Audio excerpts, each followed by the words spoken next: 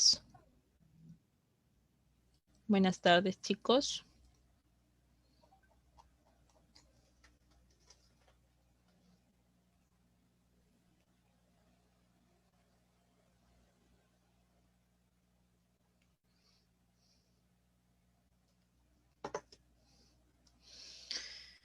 Chicos, sus cámaras para poder empezar ya. Buenas tardes, Lady.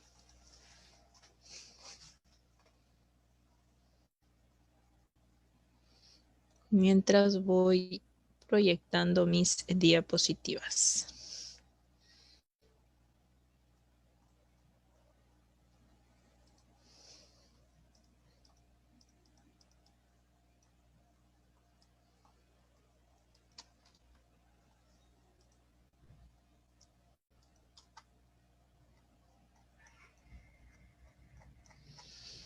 Muy bien. Ahí está. Buenas tardes, chicos. Buenas tardes. Buenas tardes. Buenas tardes. Perfecto, empezamos ya.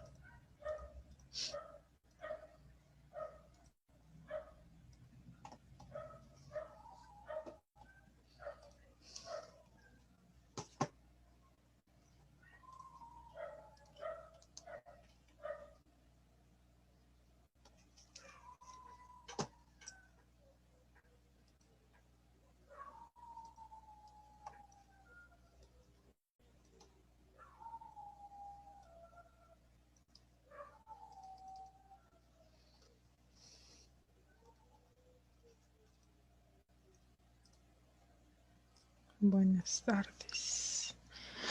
¿Se observa, chicos, en pantalla? ¿Se observan? Sí. ¿No se observan? ¿Sí? Sí se observa. Sí. Genial. Listo, entonces.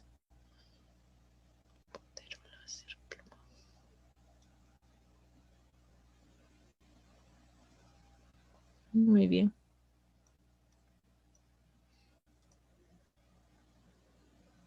Dime, Bárbara Antonella, a ver, dice una duda de la clase pasada. La clase pasada hemos hecho los incas, ¿ya? Dime. Profe, estuve revisando el ordinario pasado y hay una pregunta de los incas que todavía no la saco. Es la 96 que dice, se dedican a la administración del Tahuantinsuyo y eran descendientes de las tribus salidas del Pacaritambo. Pacaritambo, ya. Dame las claves. Ya, A, los Aukis, B, los Apunchik, C, Ya. los Hatumñam, D, los Orejones y E, los Tocricut. Eran, dice, ¿me puedes mandar al final? Creo que no sé si serás agregada al grupo. Lo envías la pregunta para analizarla bien, ¿ya? Y para poder darte la clave, porque sí las tengo las claves de esa. La clave y también las alternativas no sé quiénes son. Bueno, algunas sí, pero por ejemplo los Hatumñam no sé, algunas claves que no las reconozco. Los Ya. orejones sí, ¿no? Sí, Claro, no. los orejones, pero Sí, recuerda que los orejones se refería específicamente a la familia del Inca, ¿no? La panaca en sí. A ellos se sí. refiere con los orejones. En el caso, mencionaste del Apunchik, es un funcionario del Estado Inca también. Está bastante interesante. Ahí te podría indicar que no encontraría la respuesta, porque según lo que dice la pregunta es una. ¿Puedes volver a repetirlo la premisa, la pregunta en sí? Se dedicaban a la administración del Tahuantinsuyo y eran los descendientes de las tribus salidas de Pacaritambo. Esa viene en el ordinario pasado. Muy difícil. Ya. Del Pacaritambo. Recuerda que hay una leyenda que nos habla de ello, y ello obedece directamente a la leyenda o al relato de los hermanos Ayar. Ellos van a ser los primeros en mención en llegar al el Valle del Cusco. Ellos serían la élite originaria. Entonces, ¿quién sería ahí? Ellos son la élite originaria. Ellos van a dar origen al primer Inca, o conocido como Inca legendario. ¿Quién sería? Manco Cápac. Manco Cápac, ya. Sí. Banco Cap. Pero igual, envíala, o si no, se la haces llegar al profesor Isaí, o me mandas la pregunta aquí, lo copias, lo digitas hasta el final de la clase, y yo lo estoy enviando igual, o lo vemos la otra clase, ¿ya? Para darle respuesta. Por aquí no se puede enviar. Ya no se puede enviar ya. Pero sí se Ya. puede escribir mensaje o no se puede. Ya. Le mando al final. Claro, lo mandas al final. Listo. Ok. A ver, empezamos con la clase del día de hoy. Continuando con nuestro temario en historia, vamos a trabajar el tema de la Edad Media. La Edad Media, también conocida como la época del oscurantismo. ¿Por qué se le conoce como la época del oscurantismo a la Edad Media? A ver, ¿por qué se le conoce como la época del oscurantismo? Porque Estoy no seguro. avanzaron en la tecnología. Se Sí. quedaron estancados en la religión. Correcto, hubo un estancamiento en todas las ciencias, en todas las ciencias. ¿Qué pasó? ¿Qué sucedió? Los avances estaban yendo perfectamente bien hasta que entramos en lo que se denomina la Edad Media. Durante la Edad Media hubo una institución que dominó de manera fuerte. En este caso me estoy refiriendo a la iglesia y por ende, si me refiero a la iglesia, me estoy refiriendo a la religión católica, cristiana de por sí, ¿ya? La religión va a ser un elemento fundamental durante el desarrollo de la Edad Media, ya que las pocas o escasas disciplinas que lograron desarrollarse y que eran manejadas de manera directa por la iglesia, estaban muy ligadas al tema de la religión. Por ejemplo, en el caso de la literatura, ¿quién encontraremos como exponente en la Edad Media? Dante. ¿Y Dante de qué nos hablaba? Del paraíso, del purgatorio, etc. Temas bastante relacionados a la religión.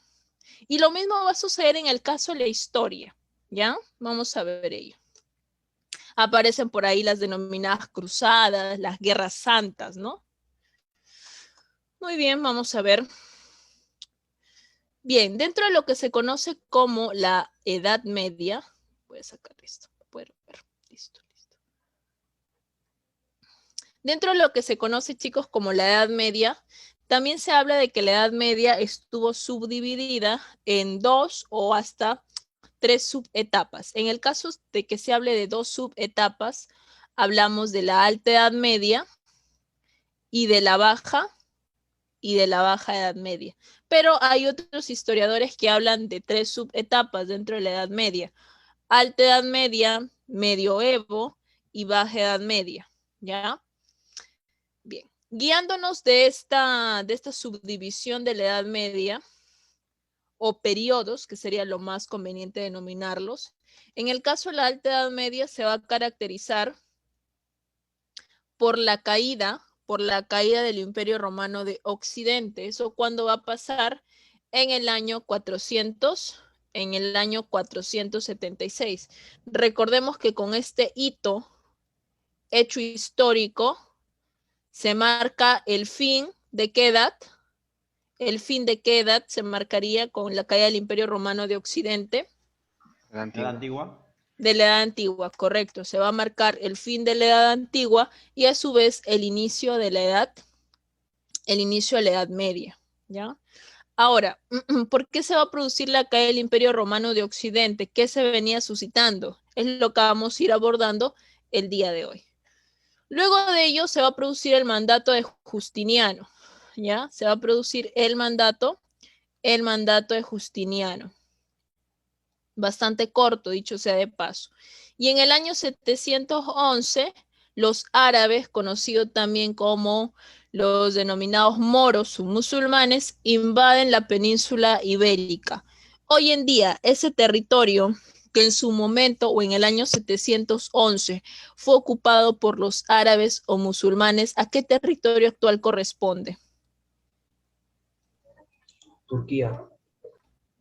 Península ibérica. Península ibérica. Hay un país importante en esa zona donde los árabes, moros o musulmanes tuvieron bastante poder a partir del 711.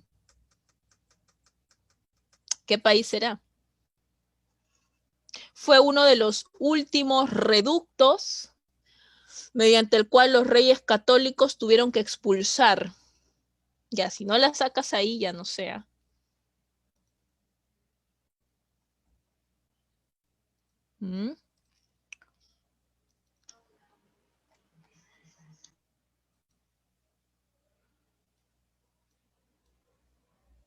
¿Cuál será? Se ubica en la península ibérica. El país más importante de la península ibérica.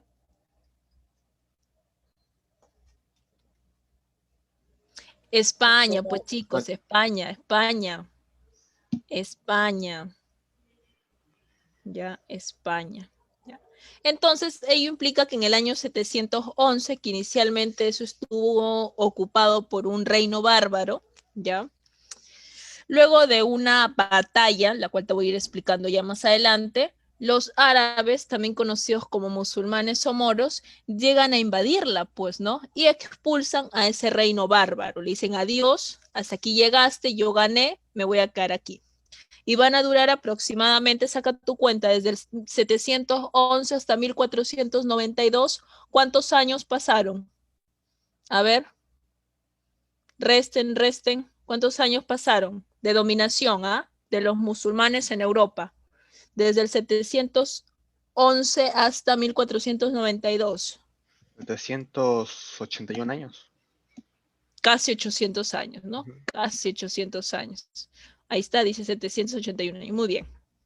Entonces, 781 años estuvieron asentados, estuvieron dominando en lo que sería posteriormente, pues, el país de España. Fue un reducto muy importante que ya más adelante vamos a explicar. Ahora, en el año 732, ya en el año 732, hasta el año 843 se va a establecer un imperio, el denominado Imperio Carolingio, ya el denominado Imperio Carolingio.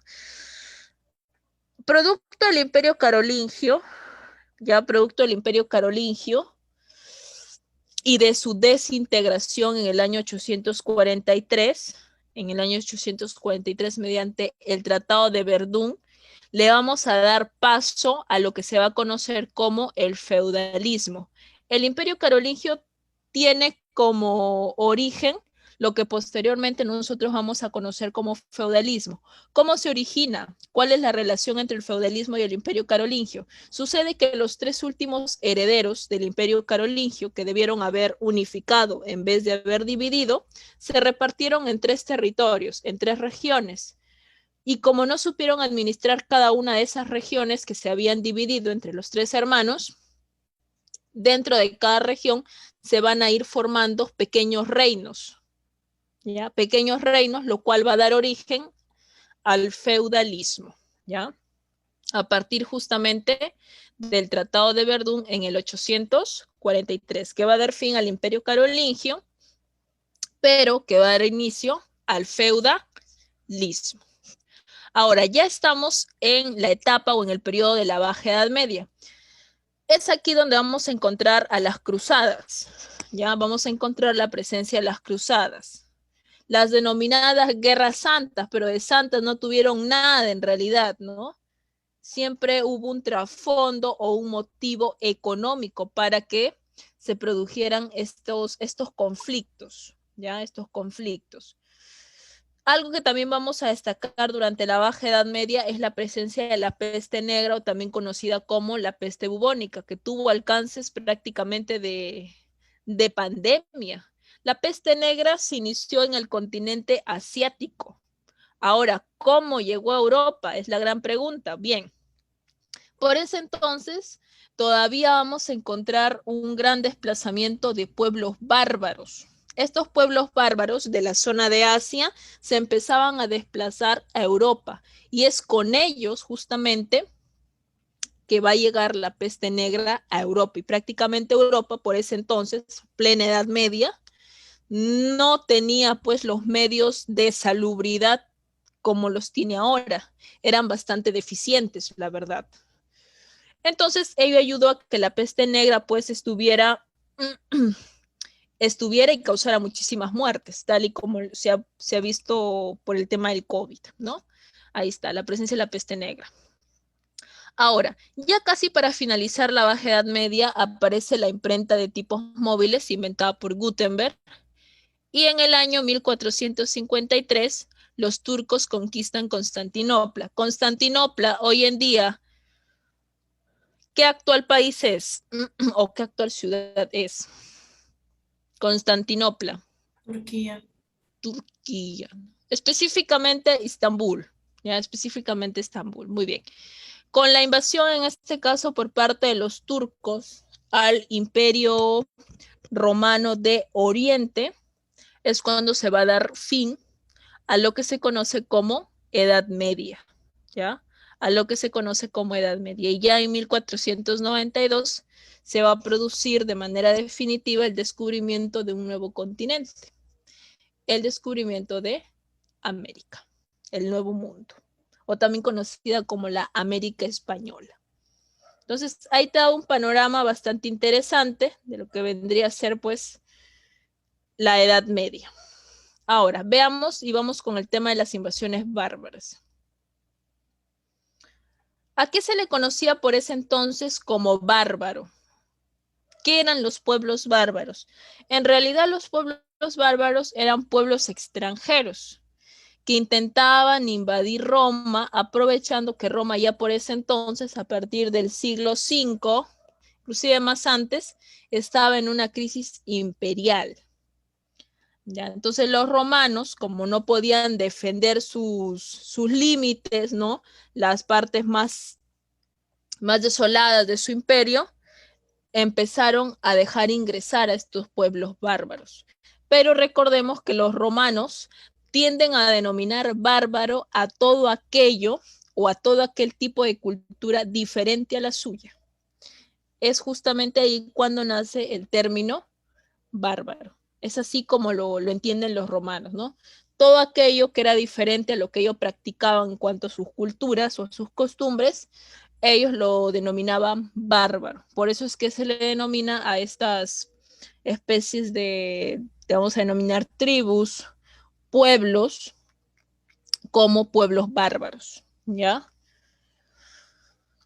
Estos eran los límites, en este caso, de Roma imperial. A partir del siglo III empiezan a ingresar. Siglo IV continúan ingresando. Ya para el siglo V, la mayor parte de población que se tenía dentro de Roma era prácticamente población procedente de los pueblos bárbaros que habían ingresado, pues, siglos anteriores, ¿no? Siglos anteriores, aprovechándose de la crisis que Roma estaba atravesando. Ahora, ¿cuáles fueron las causas de las invasiones bárbaras? Porque Roma va a sufrir dos grandes invasiones. La primera y la más importante data del siglo V. Es la primera invasión bárbara más importante y producto de la cual se van a traer abajo en el 476 al Imperio Romano de Occidente. Ese es el primer grupo de invasiones que causa una consecuencia bastante interesante dentro de lo que se conoce como la Edad Media. El otro grupo de invasiones va a ser en los inicios del feudalismo, aproximadamente, te estoy hablando del siglo IX, siglo X, siglo XI, ¿ya? Entre el siglo IX y el siglo XI. Es el otro grupo de invasiones que van a asolar Europa. Pero en estas primeras invasiones, las principales causas van a ser la caída de la producción, la corrupción generalizada y el ingreso de extranjeros. Justamente estos extranjeros eran bárbaros, pero estos primeros residentes bárbaros que ingresaron a Roma fueron como mercenarios, es decir, como no había personas que quisieran pertenecer al ejército de Roma e ir a pelear y conquistar nuevos territorios, pagaban en este caso personas que no necesariamente eran romanos para que formen parte de las filas del ejército romano. También llegaron a colonizar Roma, como no había absolutamente nadie quien quiera dedicarse al trabajo de las tierras, le dieron tierras a los bárbaros que ingresaban por las fronteras de Roma. Ya, entonces ahí está, ingresaron como extranjeros. Y la denominada expansión de los hunos. ¿Quiénes eran los hunos? ¿Alguna vez han escuchado, chicos? ¿Quiénes fueron los hunos y cuál fue el papel que jugaron en los inicios de la Edad Media? ¿Quiénes fueron los hunos? Los bárbaros de guerra. Fueron un pueblo bárbaro procedente del Asia Central. Ellos tenían como jefe máximo a Atila. Ya te voy a explicar un poco más de él. Pero estos hunos no se van a quedar solo en Asia Central, sino que ellos se van a desplazar hacia el continente europeo.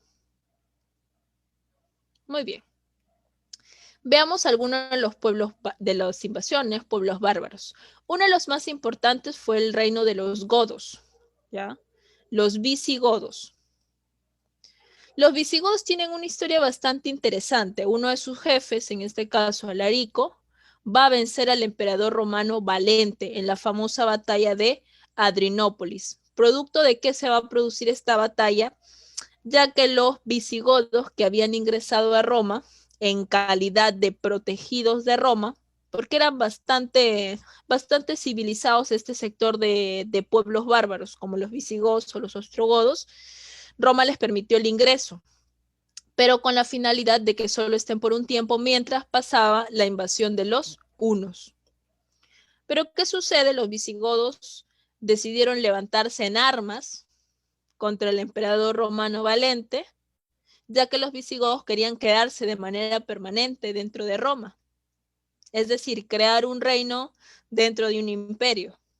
Entonces, eso fue algo que no fue bien visto por el pueblo romano y por tanto se enfrentaron visigodos y el emperador Valente. Lamentablemente, este conflicto entre visigodos y romanos, producto de ello, el emperador romano Valente muere.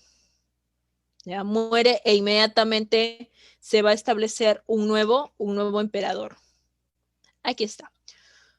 Producto entonces de las invasiones germánicas o los pueblos bárbaros, uno de los pueblos bárbaros bastante civilizados, como he mencionado, van a ser los visigodos. Ellos pertenecen a una familia conocida como los godos. Ahí están los visigodos y también encontraremos a los ostrogodos. Los romanos, por lo general, tenían muy buenas relaciones con la familia de los godos, tanto los visigodos como los ostrogodos.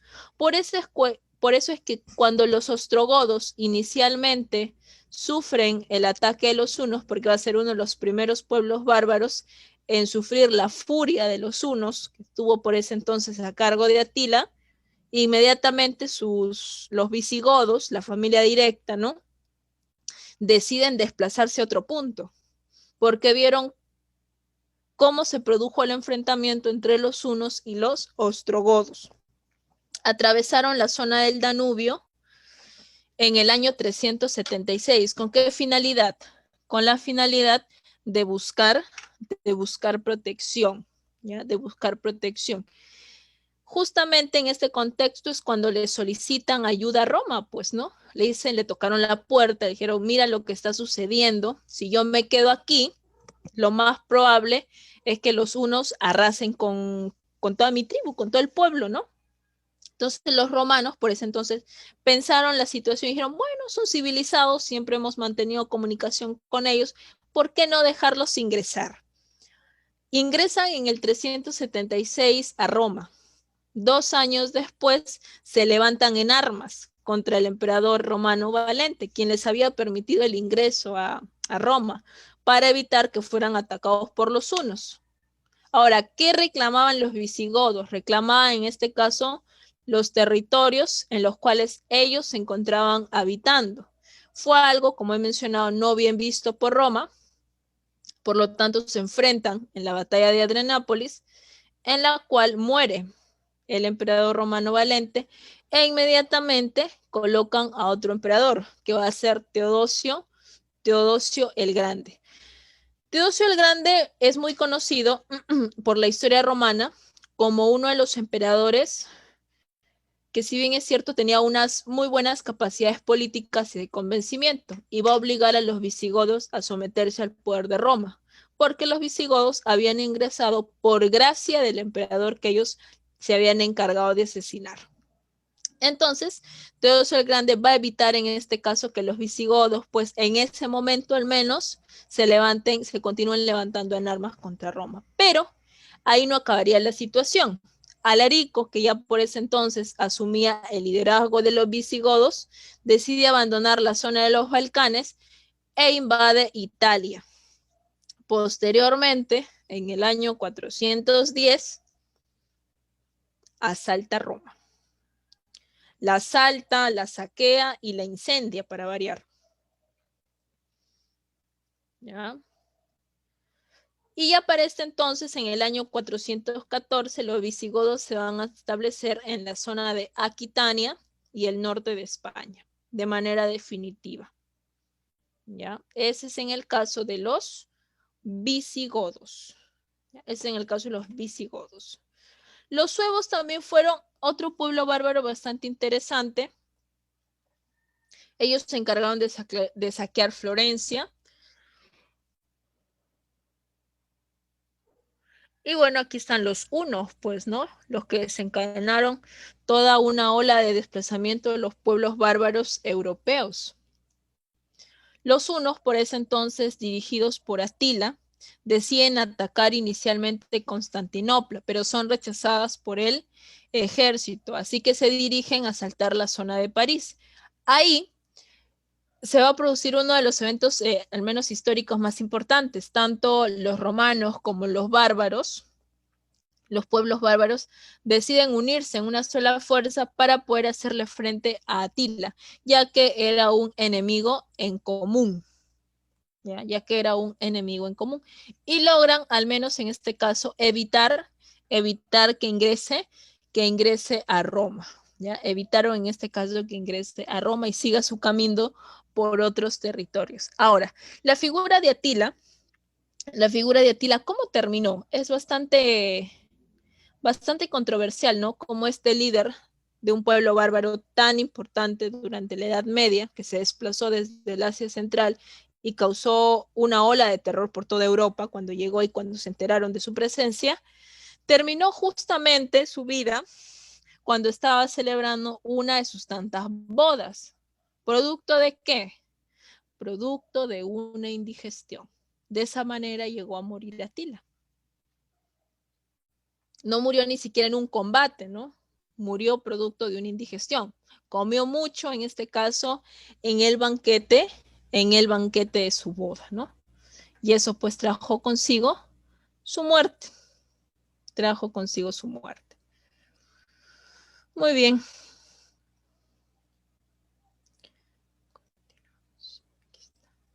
Otro pueblo bárbaro van a ser los érulos.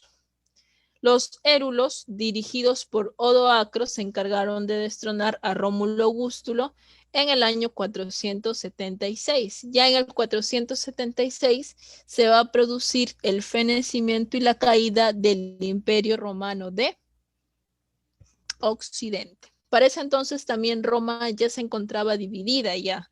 Ya habíamos encontrado Roma de Occidente y por otro lado Roma de Oriente. ¿Quién se encargó de dividir a Roma en esos dos imperios?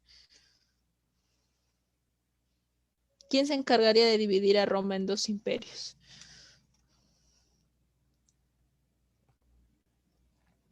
Teodosio el Grande. Él se encargó de dividir a Roma en el año 395. Ese fue el año. Luego de la muerte de Valente, se dan cuenta que Roma, si continuaba siendo dirigida por un solo emperador, por un gobernante, lo más probable era que cayera más rápido. Por eso Teodosio el Grande decide dividir a Roma. Por un lado, Roma de Occidente con su capital Roma en Europa, y por otro lado, en Roma, el Imperio Romano de Oriente, conocido también como Imperio Bizantino, dirigido en este caso y teniendo como capital Constantinopla, el actual Istambul, ¿no? Muy bien, es así que Roma ya de Occidente cae en el año 476 y Roma de Oriente todavía va a perdurar por muchos siglos más. hasta 1453. Un dato importante aquí es cuando Roma ya fenece en el 476, ya no había habitantes casi en Roma ya. Roma estaba totalmente deshabitada. ¿Por qué? ¿Por qué estaba deshabitada? Porque la mayor parte de población se había trasladado ya al otro imperio, a Roma de Oriente, pues, ¿no? A Constantinopla. Al menos las familias más pudientes, las más adineradas de Roma hicieron eso. Así es. ¿Alguna pregunta, chicos?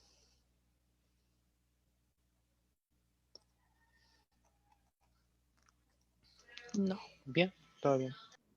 Ok.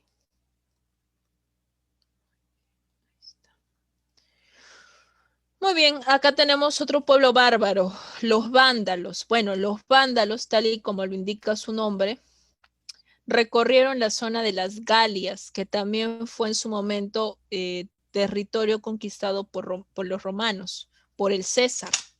Posteriormente pasaron a España, pero cuando llegan a España se dan cuenta que ahí ya se habían establecido los visigodos y no querían entrar en enfrentamientos o problemas con ellos, por eso es que deciden establecerse en la actual región de Andalucía.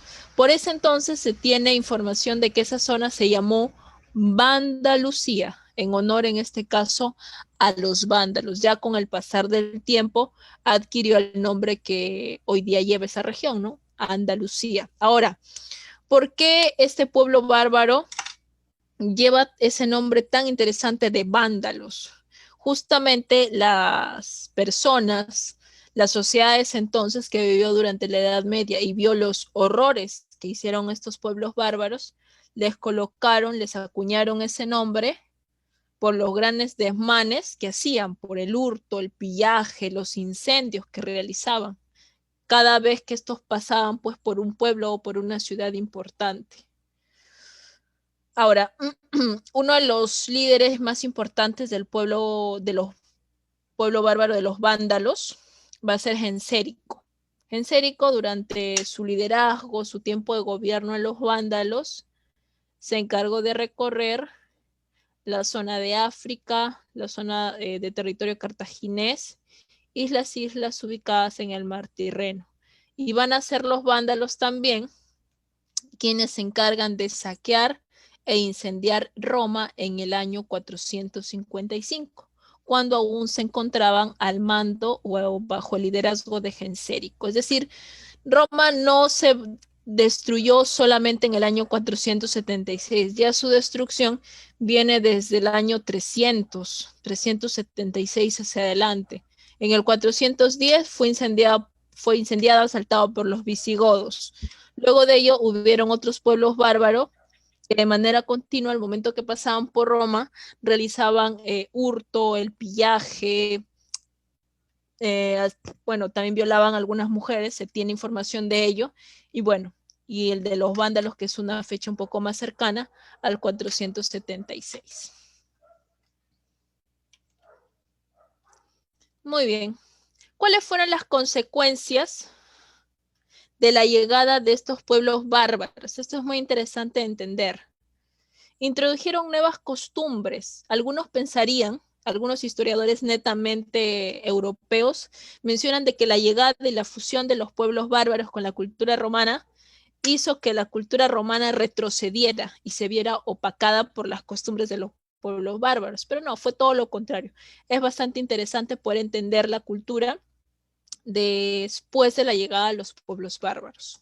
Se introdujeron también aportes jurídicos y se llegarían a formar los reinos bárbaros.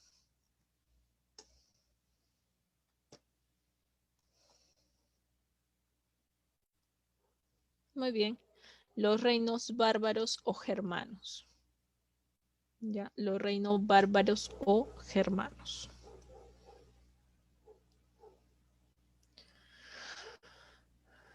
¿Qué viene a ser un reino bárbaro o germano? Son todos aquellos estados formados por los pueblos bárbaros posterior a la caída de Roma, es decir, posterior al año 476. Ya posterior al año 1476, que fue en este caso la caída del Imperio Romano de Occidente, ¿ya? Posterior a esa fecha. Es decir, dentro de lo que en su momento fue el territorio del Imperio Romano de Occidente, se van a empezar a establecer estos pueblos bárbaros, que pasarían a llamarse reinos bárbaros.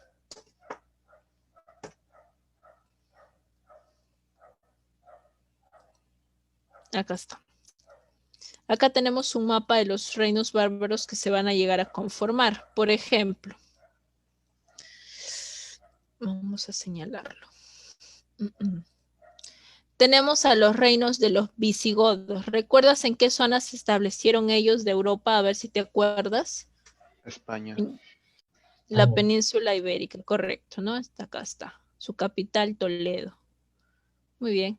Los suevos, también otro pueblo bárbaro importante, se ubicaron en la zona de Braga. Esto corresponde a la zona de Portugal, más o menos, sí. Luego tenemos a los reinos de los francos. Ya, sería acá. Esta zona, los francos. Luego tenemos al reino de los burgundios y los ostrogodos, que se van a ubicar en la parte más importante y en la parte central de lo que en su momento fue Roma de Occidente. Luego tenemos a los vándalos. ¿Te acuerdas cuáles fueron los territorios que los vándalos recorrieron? A ver. ¿Te acuerdas cuáles fueron los reinos, los pueblos, las ciudades que los vándalos llegaron a recorrer? Lo mencioné. ¿Cuál fue? A ver. Galia y luego España. Andalucía. Ya. Ya, a ver, los ubico. Los vándalos, si bien es cierto, se van a asentar inicialmente en la actual región de Andalucía, que según data la historia se llamó Andalucía, pero ellos recorrieron otros territorios antes de llegar a Roma e incendiarla también. ¿Cuáles fueron esos territorios? A ver, ¿por qué vienen a ser estos territorios de acá? Ve, date cuenta, ve. África. África, correcto. ¿Qué más? Esto también, ¿ah? Estos son islas. Esto es el mar Tirreno. Tirreno. Las islas del mar Tirreno, ¿qué más? Y los territorios cartagineses, ¿ya? Y los territorios cartagineses. Entonces, esos fueron los territorios que en su momento llegaron a recorrer y a conquistar, por mencionarlo así, los vándalos. Muy bien. Y bueno, también tenemos a los gépidos por esta zona, otros pueblos bárbaros que van a adquirir importancia ya entre el siglo IX y el siglo XI. Y bueno, por acá tenemos al Imperio Romano de Oriente, que aún va a perdurar y va a estar bastante tranquila hasta 1453. Muy bien. Ahora sí, vamos con el primer reino, el reino visigodo. Como ya habíamos mencionado, el reino visigodo se va a establecer en el actual país de España, es decir, en la península ibérica, teniendo como capital o centro en mención más importante a Toledo, ¿verdad? A Toledo. Sus principales gobernantes, sus principales reyes, por mencionar eso, sería Ataulfo. Cuando Ataulfo se encontraba al mando del reino visigodo, ellos van a invadir la península ibérica, lugar donde van a establecerse por varios años, por varios años. Luego tenemos a Recaredo. Ya también tenemos a la figura de Recaredo. Cuando el reino visigodo ya se había establecido en la península ibérica y se encontraba bajo el gobierno de Recaredo, se decide oficializar el cristianismo como su religión.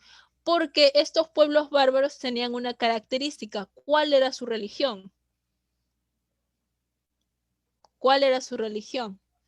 Porque ellos no practicaban el cristianismo, ellos tenían otra religión. ¿Islámica? No, el Islam en este caso va a ser practicado por otros, por otros pueblos, no los que corresponden a los reinos bárbaros. ¿Paganos eran? Sí, muchos de los pueblos bárbaros eran o practicaban el paganismo. Una religión, le vamos a denominar, que no era pues no era tomada en cuenta por ese entonces por la iglesia. Entonces deciden oficializar como religión al cristianismo durante el gobierno de Recaredo. Luego tenemos a Recesvinto, que promulga el Fuero Juzgo, que son una serie de leyes para el reino visigodo.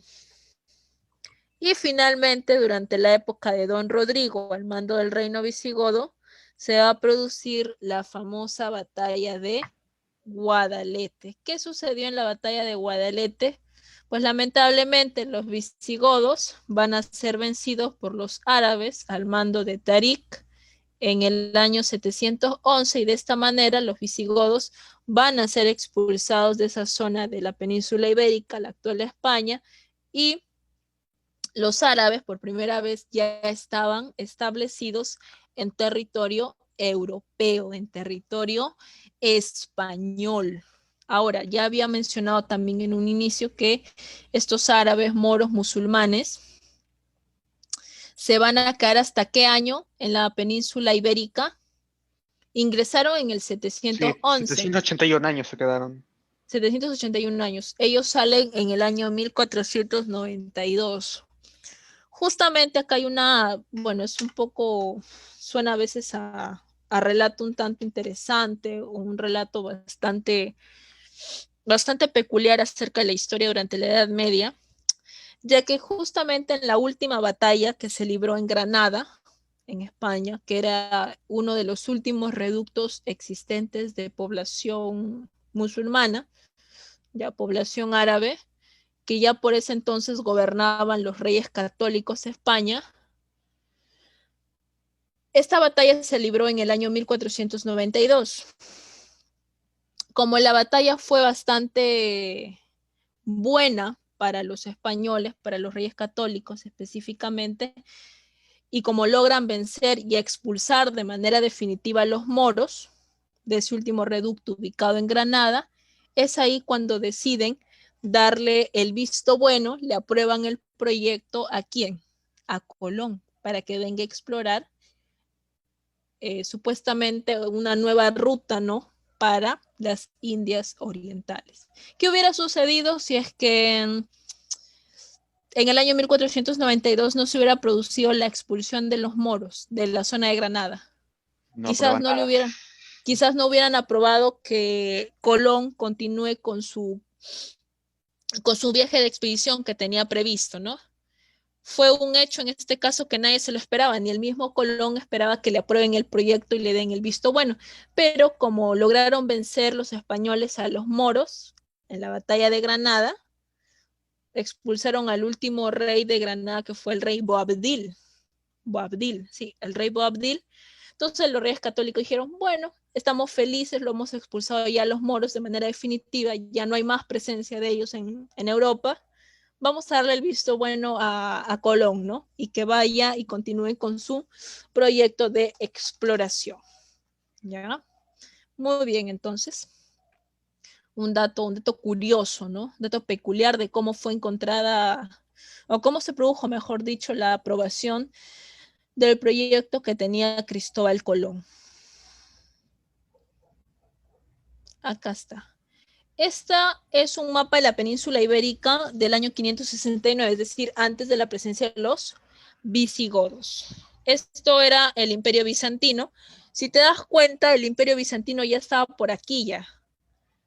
¿Y quién dominaba esta zona? ¿Te acuerdas? Los visigodos. No, de lo amarillo los visigodos. ¿Quién dominaba esta zona de color verde? Que ahorita dice Imperio Bizantino, pero yo te mostré un mapa anterior ¿Quién lo dominaba? ¿Quién lo dominaba? A ver.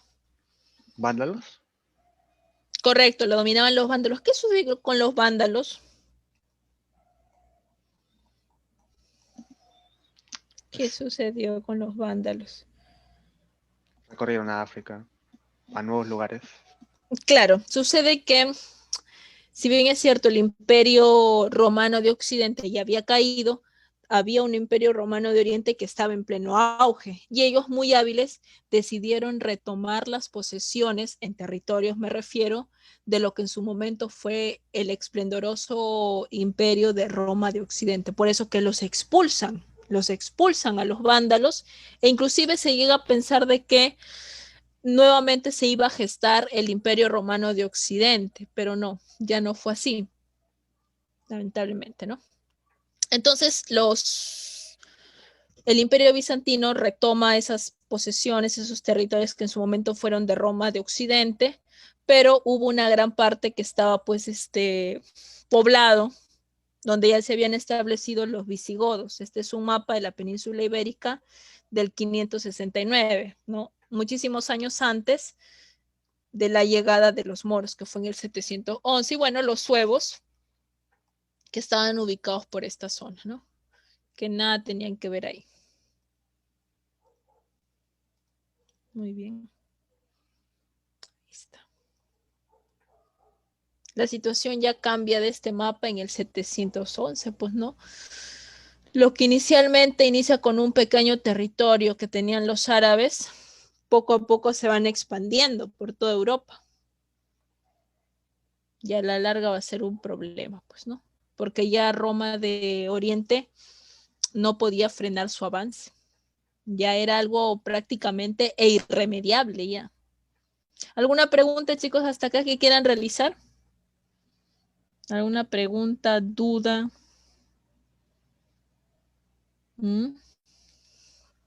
Solo invadieron a los visigodos, me olvidé el nombre, de los habitantes de Portugal, del actual Portugal. No sufrieron ellos No, tampoco. de la actual España, dirás, de la actual España. Los No, visigodos es se que establecieron. los de al lado, la parte de los visigodos. ¿No sufrieron también los ataques de los árabes? Ya, los árabes. Sí, poco a poco ellos se fueron adueñando de lo que en su momento eran pues territorios de Roma y que posteriormente pues pasaron a manos de estos pueblos bárbaros como los suevos. Inclusive hasta el día de hoy se puede observar en España y en gran parte de Europa la presencia de arquitectura musulmana. Hay basílicas, iglesias de esa época. Por ejemplo, la ciudad de Granada, uno de los últimos reductos, tiene importantes elementos culturales de los moros. Recordemos que después del catolicismo, una de las segundas fuerzas religiosas más importantes en el mundo son los musulmanes. Son los musulmanes, después del catolicismo. Muy bien. Bueno, aquí tenemos al reino ostrogodo. Al reino ostrogodo, que tuvo como capital o ciudad más importante en su momento a la ciudad de Italia. ¿Ya? Capital Ravenna. ¿Quién fue el líder en mención de los ostrogodos, que pertenece a la familia de los godos, ¿no? Por un lado están los visigodos y por otro lado están los ostrogodos. Ellos pertenecen a una misma familia, los godos. Teodorico se encargó de conquistar Italia, ¿ya? Y vencer a Odoacro. Odoacro había sido un jefe militar en Roma, pero que intentó también apoderarse ya a partir del 476 de esa zona. Ahora, uno de los principales propósitos y objetivos de los ostrogodos era el siguiente: proteger la cultura romana, porque ellos querían gestar y dar inicio a un nuevo imperio romano de Occidente. Situación que con la cual no contaban pues que esos territorios posteriormente iban a ser conquistados por los bizantinos, es decir, por el Imperio Romano de Oriente, ese imperio que aún perduraba, ya que tenía como capital Constantinopla, pero ellos buscaban en esencia los ostrogodos al mando de Teodorico proteger la cultura romana. Pero bueno, fueron conquistados por los bizantinos.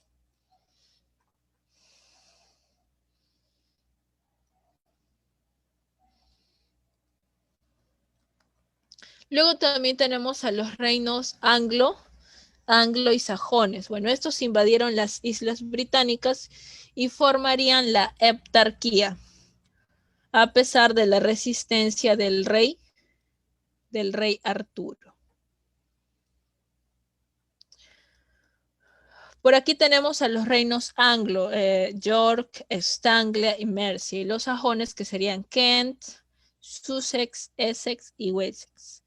¿Quién fue el líder en este caso que se encargó de unificar a estos reinos anglo y sajones? Egberto, y los unificó denominándolos Angliaterra, ¿ya? Angliaterra. Ahí está.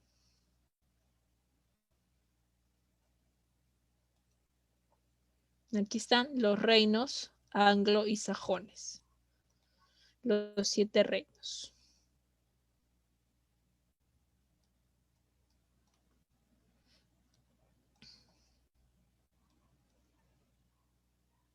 Seis, 7, ¿no? Ahí están los 7. No falta ninguno.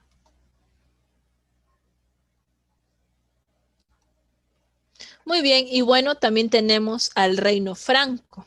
El reino franco ocupó la actual Francia y tuvo como capital a la ciudad o a la zona de París. El reino franco va a tener un origen en cuanto a su dinastía, que va a ser la dinastía merovingia, con su primer rey Meroveo.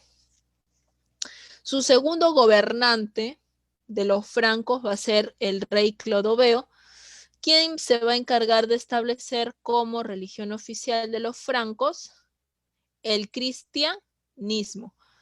Y Dagoberto I, quien aprueba la ley sálica. Ahora, a partir de Dagoberto hacia adelante, va a aparecer una dinastía de denominados reyes holgazanes. ¿Por qué se les denomina reyes holgazanes? Porque todas las funciones que supuestamente debieron cumplir, no las cumplían. ¿A quién se las pasaban esas funciones? Se las pasaban a sus famosos mayordomos de palacio. ¿Qué implicaba esto? Que si en algún momento los francos eran invadidos por algún pueblo, ¿no? ¿Quiénes tenían que enfrentar ahí? De manera teórica, pues debieron ser los reyes, pero en la práctica no fue así. Los que salían a representar, a enfrentar y a dar la cara por el reino franco eran los mayordomos de palacio, cuando esa pues no era su función. Por eso el término de reyes holgazanes, ¿no? Se dedicaban a otro tipo de actividades menos a lo que en este caso les correspondía realizar. Los mayordomos de palacio más característicos, más estudiados, más conocidos son Carlos Martel. Carlos Martel, un mayordomo de palacio, se encargó de vencer a los árabes, porque los árabes también quisieron en mención conquistar los territorios del reino franco. Pero ¿qué sucede? Si bien es cierto, no había un rey en la práctica, pero sí existía un mayordomo de palacio, y este era Carlos Martel, pues, ¿no? Que en la batalla de Poitiers, en el año 732, deshace frente a los árabes y evita a toda costa que los árabes ingresen y tomen posesión del territorio del reino franco. Ahora, con Carlos Martel no acaban los mayordomos de palacio. El hijo de Carlos Martel, Pipino el Breve, se da cuenta de, ¿no? ¿Cómo es posible yo siendo mayordomo de palacio? A mi padre le sucedió lo mismo, hacia un mayordomo de palacio, y él tiene que estar gobernando el reino, cuando la situación no era así, ¿no? En la práctica no debió ser así. ¿Por qué yo voy a gobernar y no voy a tener los beneficios de un rey? Pipino el Breve se encargó de destituir al rey oficial, que era Childérico III, y él funda su propia dinastía, que va a ser la dinastía carolingia. La dinastía carolingia. Ahora, ¿fue tan fácil la destitución de Childérico III para Pipino el Breve? No, no fue fácil. Pipino el Breve realizó en este caso la destitución de este rey, en teoría, el Childérico III, que no hacía nada, pero hablando con el Papa Esteban II. Hubo una alianza, ¿no? Hubo una alianza, por ello es que se pudo producir la destitución. Si no, no hubiera sido posible. ¿Ya? Si no, no hubiera sido posible. Aquí ya vemos una de las muestras de cuánto control ejercía ya la Iglesia Católica para ese entonces. En plena Edad Media estamos hablando. En plena Edad Media. Había un fuerte lazo con la Iglesia Católica ya por ese entonces.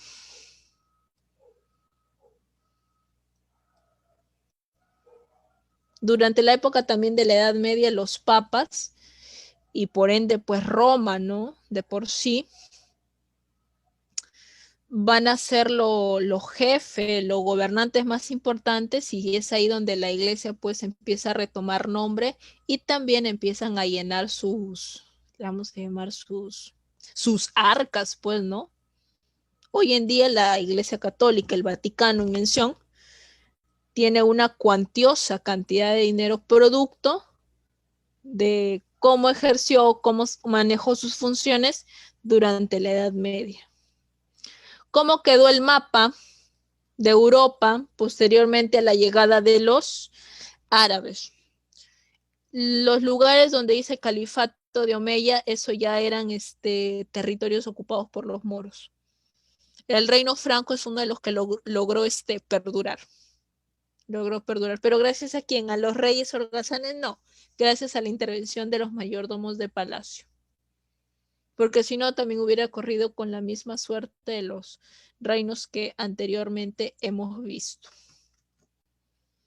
¿Preguntas? ¿Preguntas antes de pasar?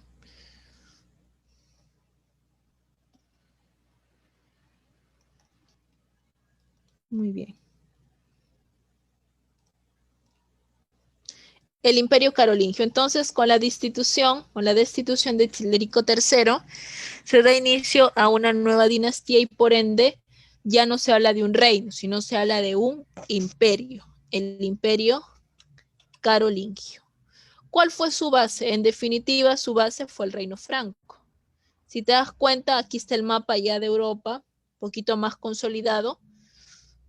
Toda la península ibérica estaba ocupada ¿por quién? Por población musulmana. El Islam era su religión. Por aquí, donde dice marca hispana, marca bretona, empiezan los orígenes del feudalismo, se empiezan a formar pequeños reinos dentro de imperios. Aquí tenemos al Imperio Carolingio, del cual vamos a tratar hoy día. ¿Cuál era la capital del Imperio Carolingio? Aquisgrán. Aquisgrán.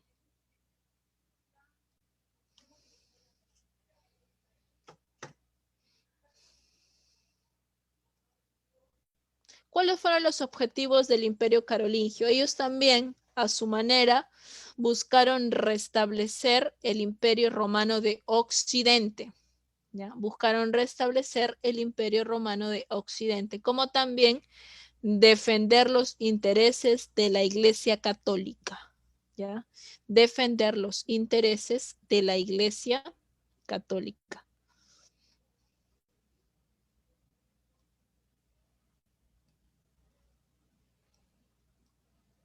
¿Cuáles fueron las principales conquistas del Imperio Carolingio? Con los árabes, porque siguieron enfrentándose ya siendo un imperio con los árabes, moros o musulmanes, en la batalla de Roncesvalles. Nuevamente le hicieron frente y ganaron. Con los sarracenos son otro pueblo bárbaro que intentan también ingresar a Europa y enfrentarse al Imperio Carolingio. Les arrebatan la zona de Cataluña. Con los sajones también, el rey Widukind se bautizó y se convirtió al cristianismo, y con los lombardos se enfrentaron en la batalla de Pavia.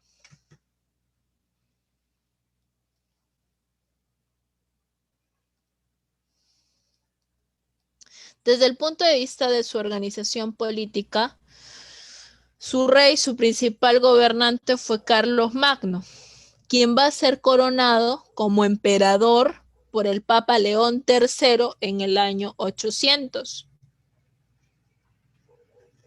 De esta manera, y con la coronación ya de Carlomagno como emperador, se va a consolidar una alianza entre la Iglesia Católica y la familia Heristal. La familia Heristal, esta familia pertenecieron la mayor parte de mayordomos de lo que en su momento fue el Reino Franco. Sucede algo interesante cuando Carlomagno es coronado como emperador.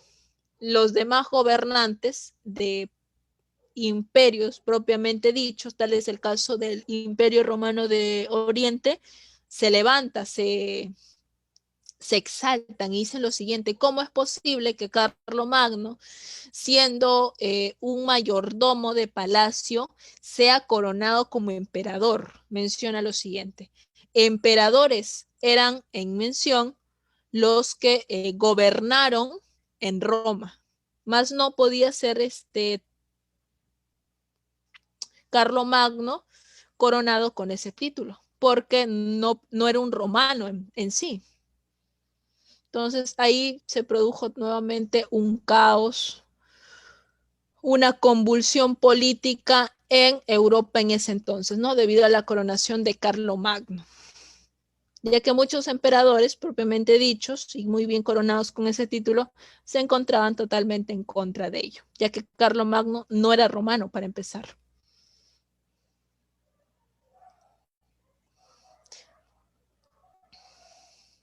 Muy bien, en cuanto continuamos con el tema de la organización, el Imperio Carolingio estableció los denominados condados, ¿ya? Estableció los denominados condados para aquellas provincias que se ubicaban en el interior del Imperio Carolingio. ¿Y quién gobernaba, quién fiscalizaba, quién dirigía estas provincias interiores? Un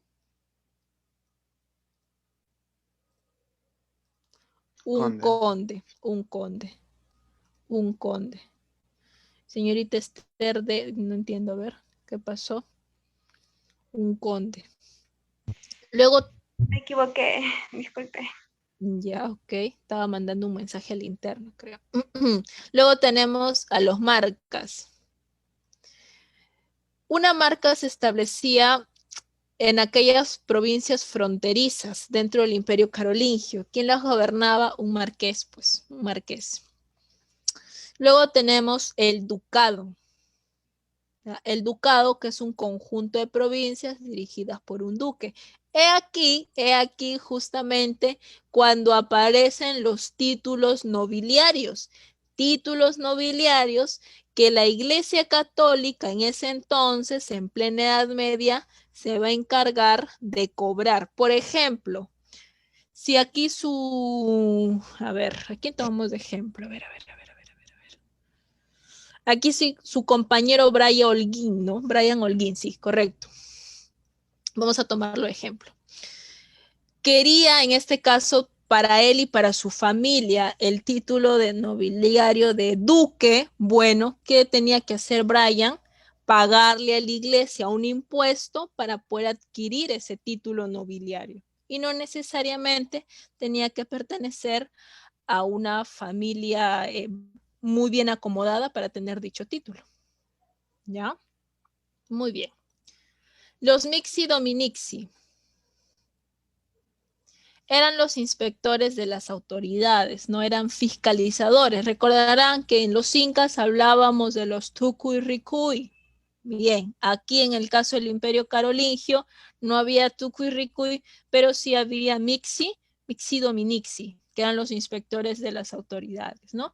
Los Mixi Dominixis iban viajando por todo el imperio carolingio, veían, observaban, anotaban e informaban a Carlomagno, ¿no? De lo que se venía suscitando. Ahora, ¿cómo se llamaban aquellas leyes dadas por el emperador? Se les denominaron las capitulares, ¿ya? Se le denominaron las capitulares.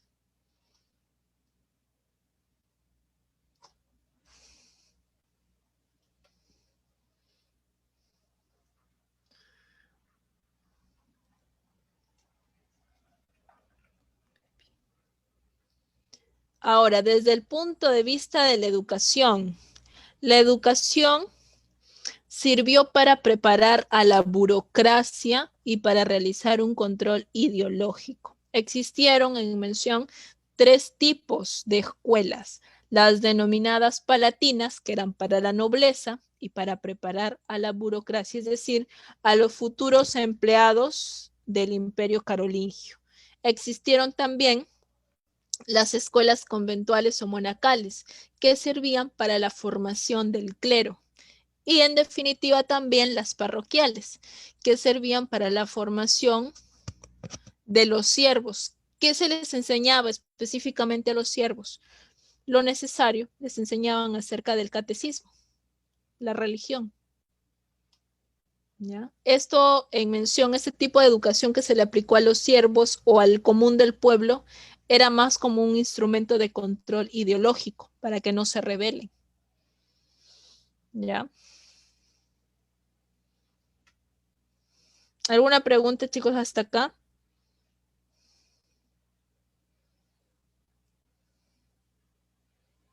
Ahí supongo que ya empieza la obligación a asumir que vas a ser católico, que vas a pertenecer al cristianismo, cuando ya vives en ese lugar. No había otra religión también.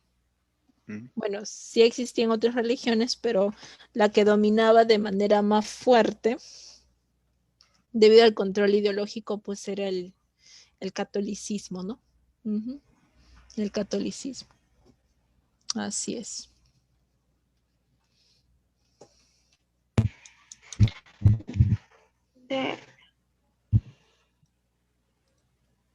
¿Alguien quiere intervenir? Una pregunta, ¿de dónde a dónde llegó a gobernar, por decir, ¿dónde nació la religión católica y en Roma, ¿verdad? Claro. ¿Y hasta dónde dominó? ¿Hasta dónde dominó? Ya, te puedo decir los continentes. Asia específicamente no ingresó durante la Edad Media. Asia fue uno de los continentes hasta el día de hoy muy restringidos para los occidentales. Eso es hasta el día de hoy. Donde sí se estableció de manera fuerte fue Europa, por ser su lugar de origen, y América, porque nos colonizaron, pues. Pero en América también hay sectores. América Central y América del Sur. Tú me dirás, ¿por qué, profesora? ¿Cómo sabe usted eso? Sencillo. Recuerda cuando se inician los viajes de exploración de Colón, el primer lugar o la primera región a la cual llegan son islas de Centroamérica. Posteriormente se van a desplazar y continúan sus viajes de exploración, llegan a tierra firme, que vendría a ser parte de Centroamérica y parte de América del Sur. Y así va a continuar. Asia fue uno de los continentes, como menciona hasta el día de hoy, muy restringidos para el ingreso de la población o de la religión católica. Pero sí hay presencia de la religión católica en el continente asiático, pero muy poco. Más vamos a encontrar en Europa y en América, en el continente americano, debido a que nos conquistaron, pues, ¿no? Bueno, conquistaron no, nos invadieron. Nos invadieron. ¿Ya? Muy bien. Muy bien. Un personaje que con el pasar del tiempo se convirtió en un gran amigo de Carlomagno fue Alcuino. Alcuino le va a proponer a Carlomagno establecer las denominadas 7 artes liberales. El famoso trivium, ¿ya? El famoso trivium y quadrivium. En el caso del trivium, lo necesario que tú tenías que saber era la gramática, la retórica y la dialéctica. Y en el caso del quadrivium, tenías que aprender aritmética, geometría, astronomía y música. Ahora, cuando ya trabajemos el tema del virreinato, que me parece que es de aquí en 2 semanas o en una semana más, nos vamos a poder dar cuenta que el trivium va a ser uno de los elementos que los españoles van a traer para que sean educados los hijos de caciques. Y el quadrivium solo fue orientado, este tipo de educación, para los hijos de la nobleza. Para los que llegaban a aspirar, en este caso, a estudiar en la universidad. Y para el común del pueblo, ¿qué les tocaba aprender? No, nada más aprende tu catecismo. Era lo único. ¿Ya? Esas son las siete artes liberales. Ni siquiera aparece la historia, ¿no? Por acá. En fin. Ahora, ¿qué sucedió con este imperio tan importante? Bueno, se produjo lamentablemente su desintegración. A la muerte de Carlomagno, quien le sucede en el poder va a ser su hijo. ¿Quién es su hijo? Su hijo es Ludovico Pío. Ya, Ludovico Pío. Ludovico Pío va a tener 3 hijos. Ya, 3 hijos que inclusive hasta antes de que Ludovico Pío ya falleciera, empezaron a disputarse los territorios del Imperio Carolingio. E inclusive no esperaron a la muerte de su padre y decidieron repartirse los territorios. Es por ello que el Imperio Carolingio se va a dividir en 3 sectores o en 3 regiones, producto de la firma del Tratado de Verdún en el año 843. A Luis le toca la zona de Alemania, a Carlos la zona de Francia y a Lotario la zona de Lotaringia. Este va a ser uno de los antecedentes o los orígenes más directos de lo que sería el feudalismo. Estos 3 personajes, Luis, Carlos y Lotario, fueron incapaces de mantener unificado el Imperio Carolingio, y es por ello que en cada una de las regiones de Alemania, Francia y Lotaringia, dividida producto del Tratado de Verdún, se empiezan a crear, a formar pequeños señoríos, pequeños reinos, dirigidos por ¿quién? ¿Quién dirigía estos pequeños reinos? ¿Quién asumía la dirección de estos pequeños reinos, chicos? No, no eran los bárbaros. El rey.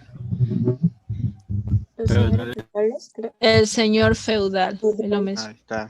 El señor feudal. Y así se van creando pequeños reinos dentro de cada una de estas regiones. Y así se empieza a generalizar por toda parte de Europa. ¿Ya? Por toda parte de Europa. ¿Puede ser un caso parecido a lo que pasó con Alejandro Magno cuando se dividieron? Correcto. Sí. Así es, Esther. Así es, la desintegración, ¿no? Muy bien. Tenían también actividades económicas, ¿no? Claro, pero específicamente ellos se dedicaron a la actividad, a la agricultura y a la ganadería, muy poco al comercio. Justamente, ¿por qué no se desarrolló a gran escala el comercio? Porque producto de la fragmentación en 3 regiones, Alemania, Francia y Lotaringia, no se ponían de acuerdo para poder hacer sus vías de comunicación, y es por ello también que deciden crearse los señoríos, ¿no? Dirigidos por un señor feudal para poder atender las necesidades de zonas específicas. Muy bien. Continuamos entonces.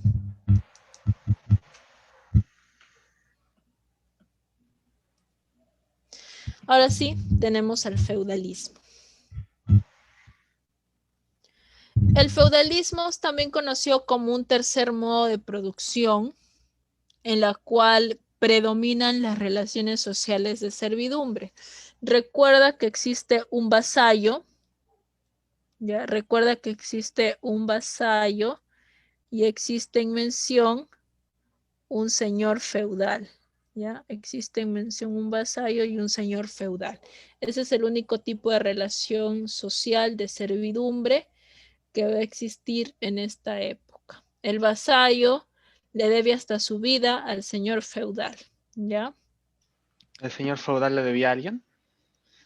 No, él no obedecía en este caso a nadie, él era autónomo dentro de su reino o señorío, a pesar que existía un rey, un máximo gobernante. Prácticamente durante el feudalismo los reyes como que no tenían nada que ver, estaban desaparecidos por un buen tiempo. Porque más le hacían caso a un señor feudal que a un rey, imagínense.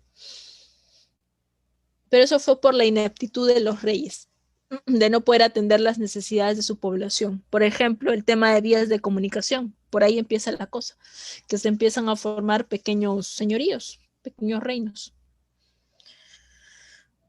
¿Cuál fue el origen del feudalismo? A ver. La crisis del esclavismo. Las invasiones bárbaras que surgen entre el siglo IX y el siglo XI. Las nuevas invasiones bárbaras rumanos, búlgaros, eslavos, la caída del Imperio Carolingio con el Tratado de Verdún y la división del Imperio Carolingio en 3 territorios. El establecimiento de las colonias también, otro origen, otra causa directa del feudalismo.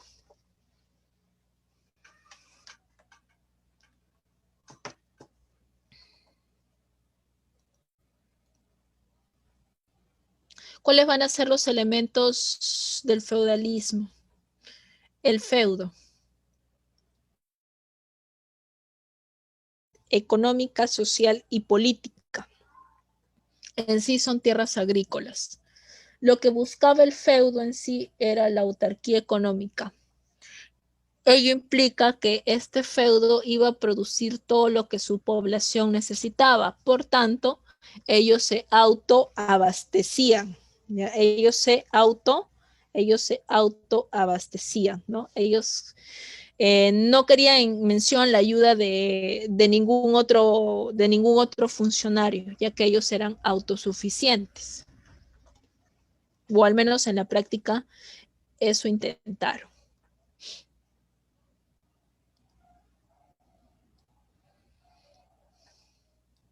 También tenemos al feudal o enfeudado.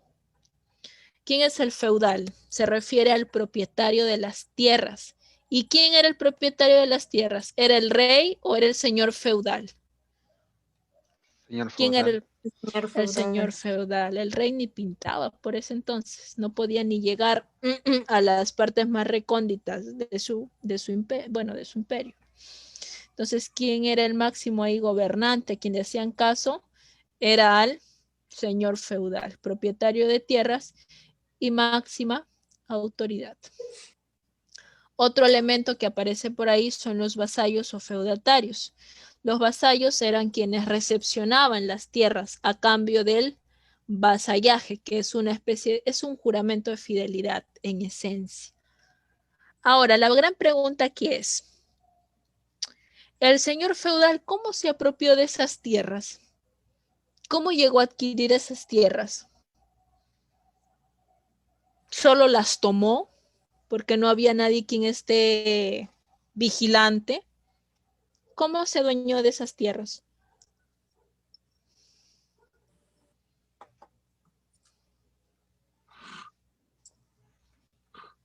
A ver, chicos, ¿cómo se podría llegar a adueñar este señor feudal de las tierras?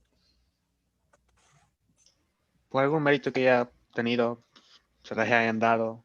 O a lo mejor en un primer momento tenía que rendir tributos, pero al final no lo hizo. No sé, es algo que se me ocurre.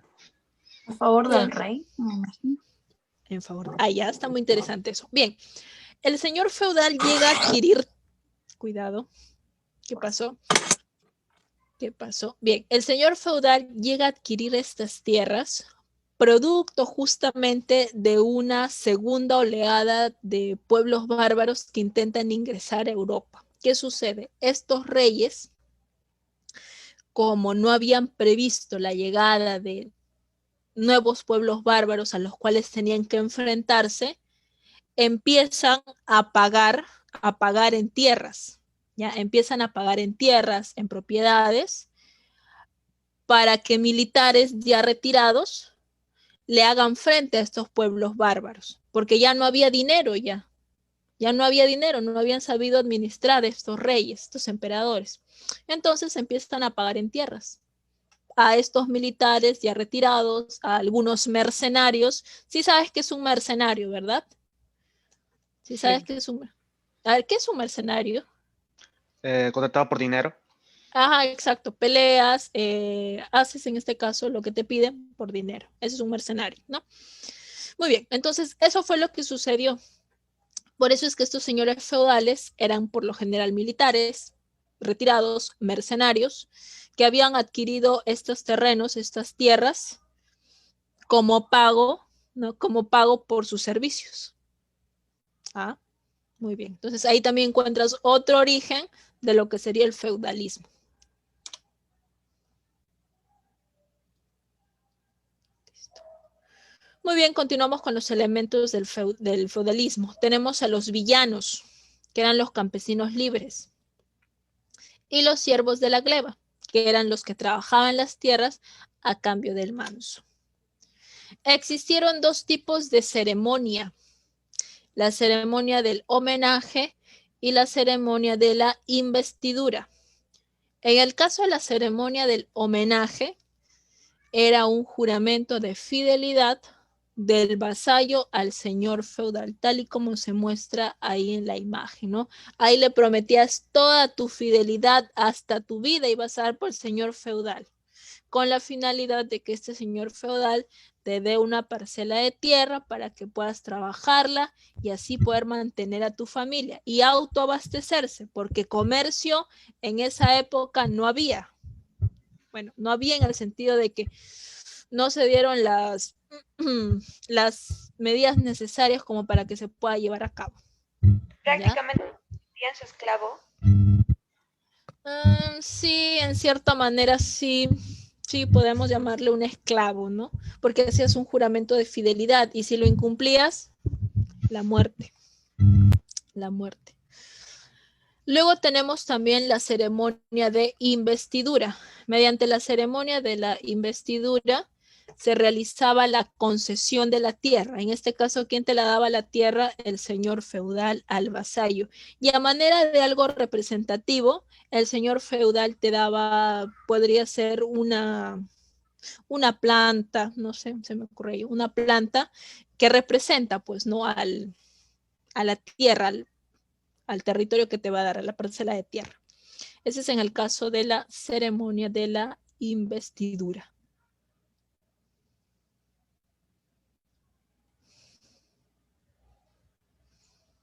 ¿Estas ceremonias eran apartes o todos en una? Se producían en una misma fecha. ¿Ya? Se producían en una misma fecha. Inmediatamente luego que se realizaba el juramento de fidelidad, el señor feudal recién ahí te podía dar la tierra. O sea, el señor feudal daba la tierra al vasallo.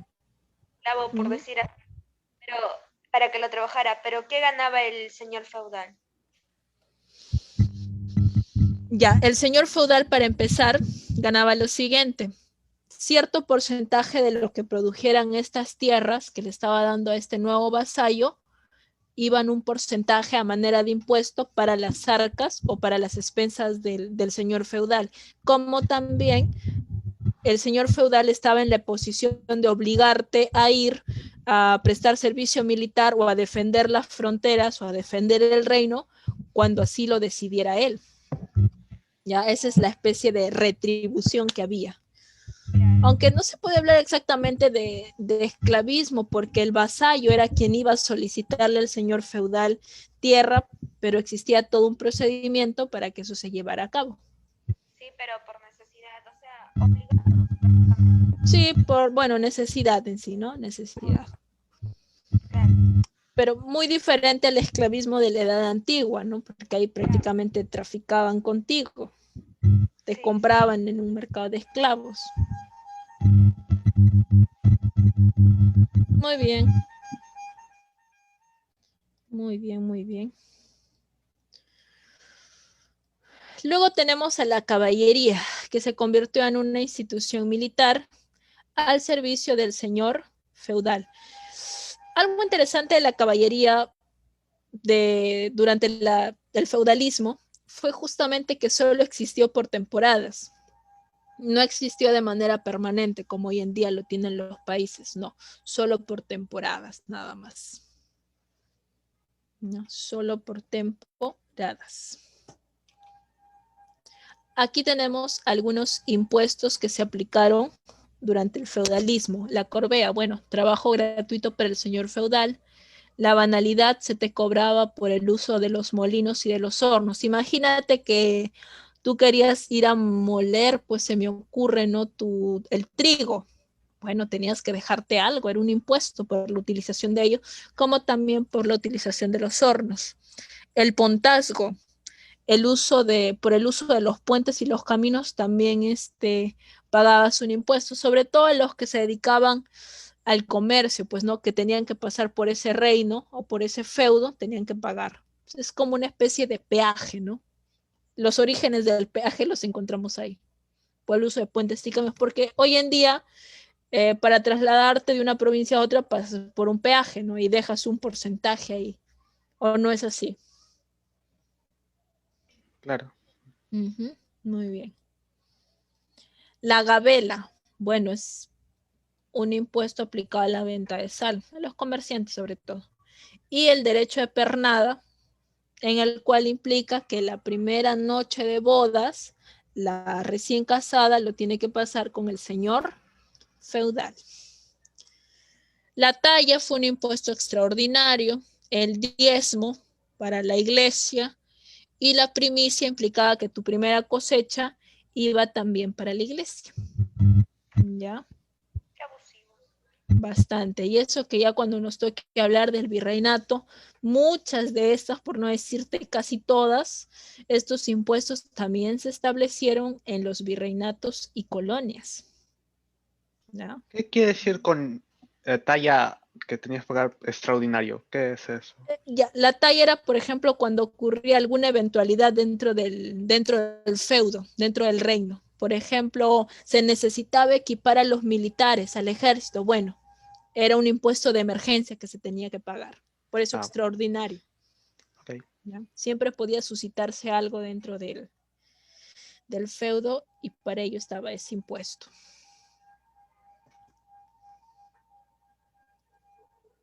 Bueno, en el tema de las costumbres, bueno, los señores feudales vivían en esos grandes castillos feudales dedicados a la guerra, torneos y a la caza, ¿no? En Europa todavía se mantienen algunos de esos castillos feudales. Recibían la visita de los famosos trovadores, que eran poetas, y los juglares, que eran los músicos. Bueno, durante el apogeo del feudalismo se emitió el edicto de Mersenne, mediante el cual los hombres libres eligen a sus protectores. En otras palabras, los hombres libres pueden elegir al señor feudal que quieren como gobernante. El edicto de Crusade convirtió en hereditarios los cargos, y esto también va a repercutir cuando aquí en América se establecen los virreinatos y la poliarquía feudal, ¿no? Muy bien, muy bien. Hemos terminado y vamos a dar pase a nuestra práctica.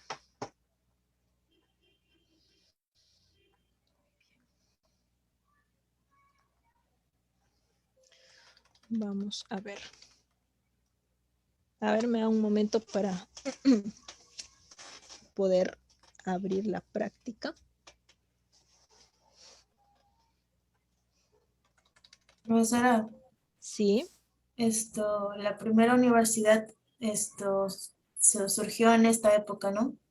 claro, claro que sí. ¿Y sabe cuál es? Claro, a ver, justo a eso voy a ir. A ver, aquí está.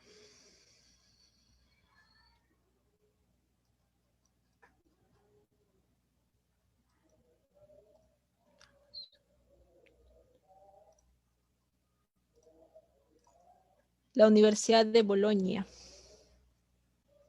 Ahí está. Sí, se observa la práctica. Ahora sí. No, no se observa. Ahora sí. Ah, No sé. sí, ahora sí. Está cargando, está cargando. A ver, vamos a ver.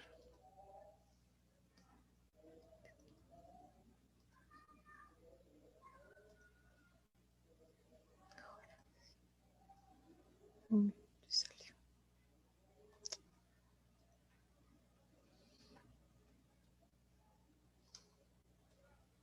Ahora sí.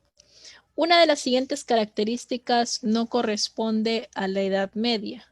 La Iglesia Católica fue una institución suprarregional que unió mediante la fe a los pueblos de Europa. En la Alta Edad Media la vida cultural se desarrolló en los conventos. En la Baja Edad Media aparecen las universidades. Se desarrolló el arte barroco teniendo como base el arte románico. No existió un gobierno centralizado, por el contrario, el territorio se fragmentó. ¿Cuál de las siguientes características no corresponde a la Edad Media? Dado. Dado. Correcto, se desarrolló el arte barroco teniendo como base el arte románico. Muy bien. El barroco fue en la moderna. Durante la Edad Moderna, así es, un estilo que se caracteriza por ser un estilo bastante recargado, ¿no? Son características de la Alta Edad Media: realización de las cruzadas, aparición de la patrística, surgimiento de los burgos, consolidación de la Iglesia Católica, incremento del fervor religioso.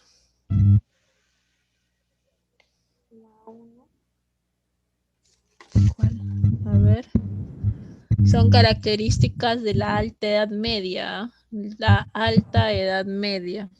Profe, ¿qué son los burgos? Disculpe. Surgen las primeras ciudades. Ya, surgimiento de los burgos. Pero eso es en la Edad Moderna. Eso es en la Edad Moderna. La Son D. ya aparición de la patrística, consolidación de la Iglesia Católica y el incremento del fervor religioso. D. 245. Son características de la sociedad medieval en su primera etapa: la formación de reinos señoriales, la descomposición del Imperio Romano de Occidente, la aparición de las universidades, la aparición de los nuevos propietarios de la tierra, el inicio de los viajes expedicionarios de Asia hacia América y África. Son características de la sociedad medieval. Primera etapa, ¿querrá decir alta? ¿Alta edad media?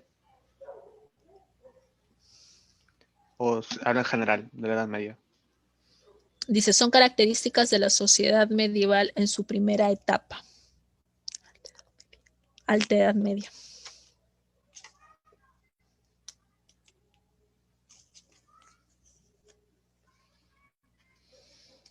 A ver.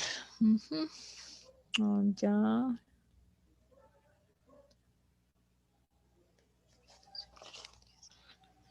Dado de nuevo. Dado 1, 2 y 4. Totalmente descartado el inicio de los viajes expedicionarios. Ya eso sucede al final de la Edad Media ya. Eso sucede al final de la Edad Media. A ver, la aparición de los nuevos propietarios de la tierra. La Profe, aparición de las... ¿con qué hecho empieza la Baja Edad Media? ¿Con las cruzadas? Sí, con las cruzadas, correcto. A ver. A ver, 1. Ya, 1. 2. Vamos con la 2. 1, 2 y 4. Correcto. Muy bien. 3, letra D.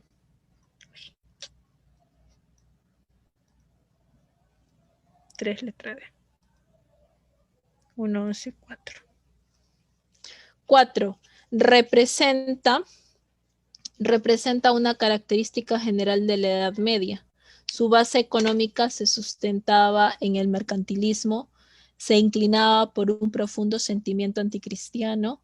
Su economía se basó en la explotación en la tierra. El poder político civil se impone sobre la sociedad. Predominan las actividades económicas en la ciudad. La C. A ver qué dicen los demás. ¿Correcto? La C.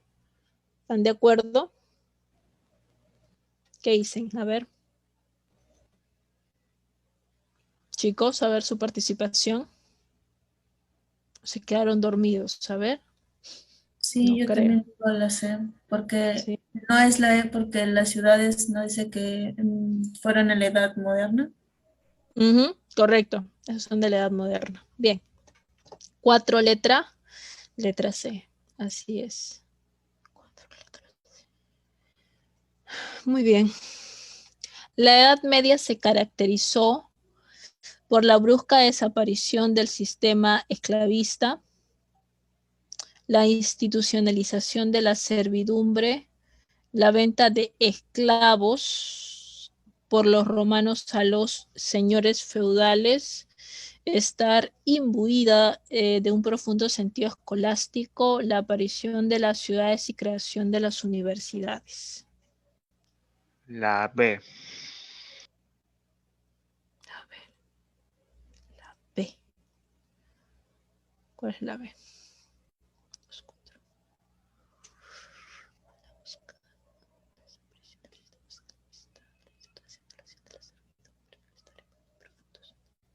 Uh-huh. 1, 2 y 4. 1, 2 y 4. Durante el gobierno del emperador Justiniano, el imperio bizantino se extendió hasta...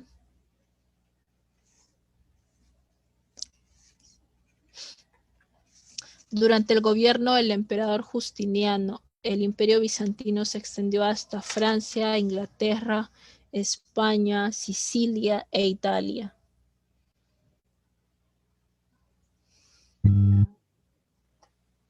A.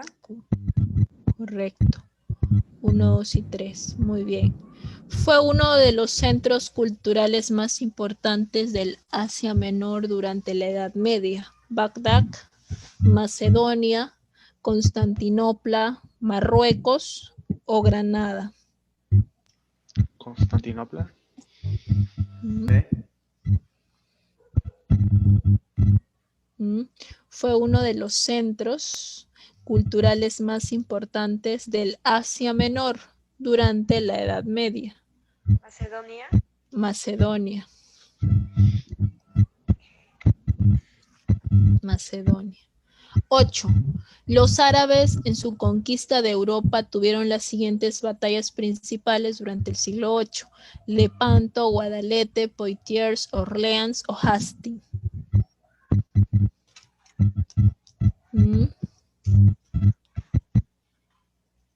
¿Dónde? A ver. Los árabes en su conquista de Europa tuvieron las siguientes batallas principales durante el siglo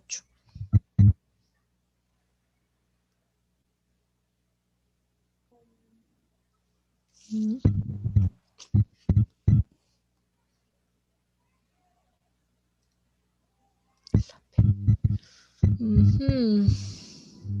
La C. La C. Correcto, 8 letras C. El caudillo árabe que logró vencer al rey visigodo Don Rodrigo en la batalla de Guadalete fue Edar, Agar, Tarik, Kaaba o Muhammad. ¿Caso?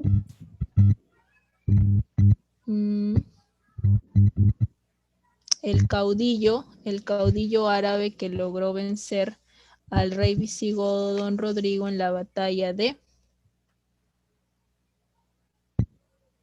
Casa. Correcto. Tarik. 10. Fue el gobernante moro que en el año 711 inició la conquista de España.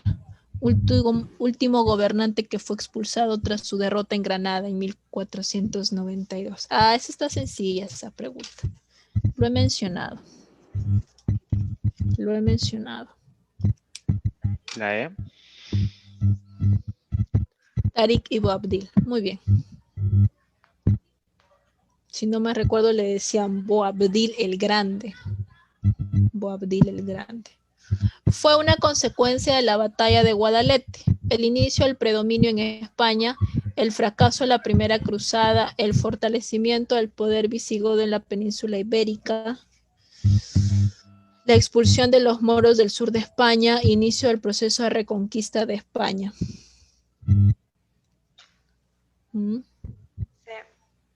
El fortalecimiento del poder visigodo en la península ibérica.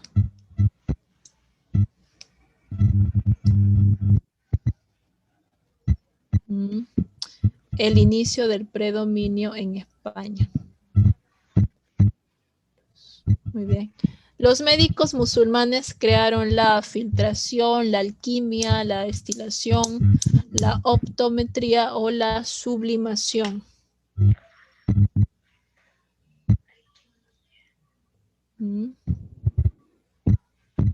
Los médicos musulmanes crearon la filtración, la alquimia, la destilación, la optometría o la sublimación.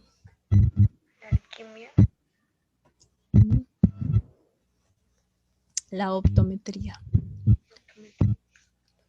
Profe, ¿qué es la optometría? Lo que hoy nosotros conocemos con el, bueno, si es una especialidad de medicina, la oftalmología. Descubrió la naturaleza contagiosa de la tuberculosis y postuló que las enfermedades podían ser transmitidas por el agua y o por la tierra. Al-Ghazali, Al-Kindi, Al-Farabi, Avicena, Averroes.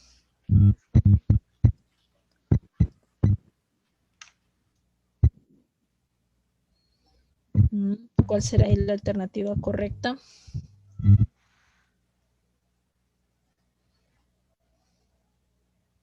A.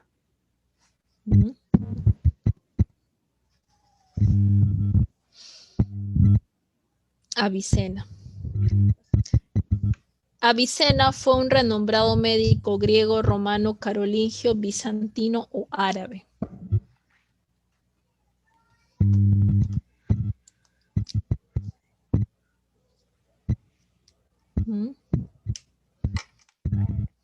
C. No, no fue carolingio, no fue romano. Disculpa, no fue carolingio. La E. Árabe.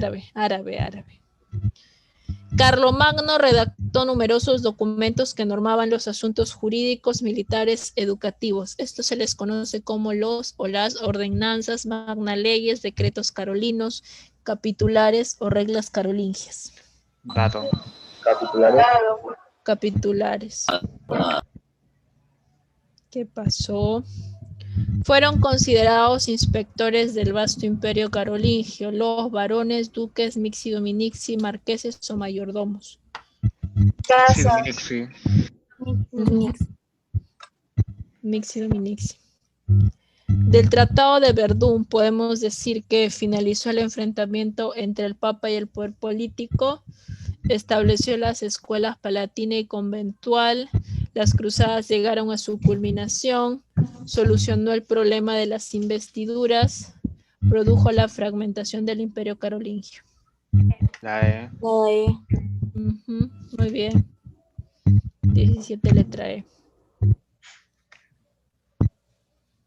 La aparición de las primeras universidades europeas ocurrió durante la Edad Moderna, Baja Edad Media, Edad Antigua, Alta Edad Media o Reforma de la Iglesia.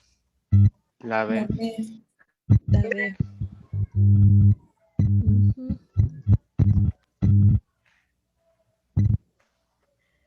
19. El feudalismo como sistema económico. Implica la posesión de bienes muebles, el nacimiento de metrópolis, la bonanza de los reyes por un noble, el control de tierras por un noble, la explotación del trabajo del esclavo.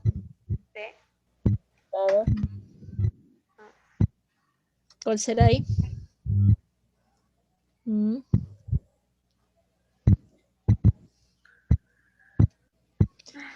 El feudalismo como sistema económico. Dado. La posesión de bienes muebles, el nacimiento de la metrópolis, la bonanza de los reyes por un noble, el control de tierras por un noble, la explotación del trabajo del esclavo. Dado el control de tierras por un noble, el señor feudal en este caso. Si dijera en vez del esclavo del vasallo, ¿podría ser la E? ¿O seguir diciendo la D todavía? No, sí, ahí sí podría ser la E. Ah, ok. Ahí sí podría ser la E. Ahí está. Listo. 20. De las cruzadas podemos afirmar que fusionó la cultura cristiana, musulmana y bizantina, permitió la extensión de los musulmanes por todo el mundo, fueron auspiciadas por la Iglesia Católica y financiadas por los reyes. Fueron 8 y duró 175 años, se desarrollaron como consecuencia del Tratado de Verdún. La E.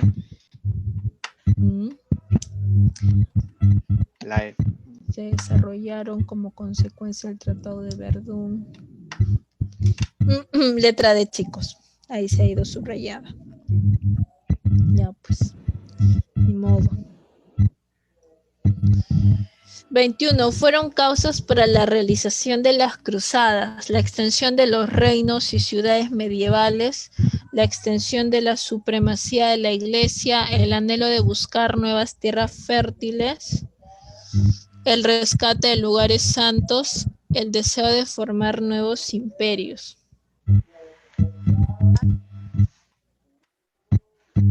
Fueron las causas para la realización de las cruzadas.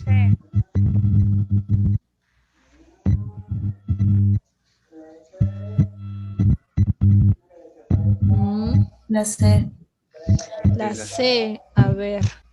2 y 4, la extensión de la supremacía de la Iglesia y el rescate de lugares santos. La C o la A, que la 2 está, la 2 y... No sé, o la A dicen, a ver. 1 y 2, la extensión de los reinos y ciudades medievales, la extensión de la supremacía de la Iglesia. Ya, el 4 sí es correcto, el rescate de los lugares santos, y en esencia fue el anhelo de buscar nuevas tierras fértiles. Recuerdan que le dije que había un trasfondo dentro de lo que fueron las cruzadas. Fue mentira lo de las guerras santas. Uy, se marcó todo. Fue más de tipo comercial, ¿no? Ajá, exacto, de tipo económico. Ajá, muy bien. Durante la Guerra de las Cruzadas, el sector social que mayormente participó fue el clero, la nobleza, el bajo clero, los musulmanes o campesinos. Los campesinos. Fue quienes participaron mayormente en la Guerra de las Cruzadas. E. Los campesinos. A ver qué dicen los demás chicos. El clero, la misma iglesia, los mismos sacerdotes fueron a enfrentar a los musulmanes, a los moros.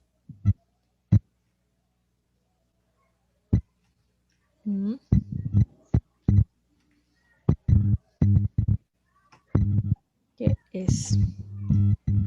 La E. La E, los campesinos, ¿seguros? La D.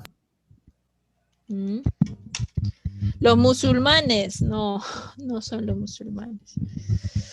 La nobleza. 23. Las causas más importantes por las que se llevaron a cabo las cruzadas en el medioevo fueron recuperar los lugares santos, fusionar el cristianismo con los musulmanes, extender la supremacía de la Iglesia, nombrar gobernador de Jerusalén a Godofredo de Bouillon, un noble, engrandecer reinos y ciudades a través del comercio.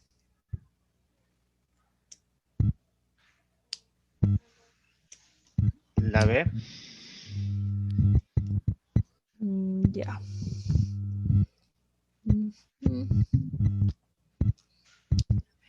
Engrandecer.